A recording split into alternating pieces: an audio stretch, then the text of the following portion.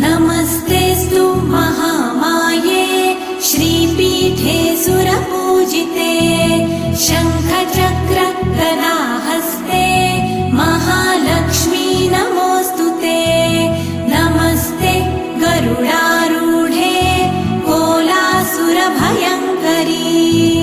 सर्वपाप हरे देवी महालक्ष्मी नमोऽस्तुते।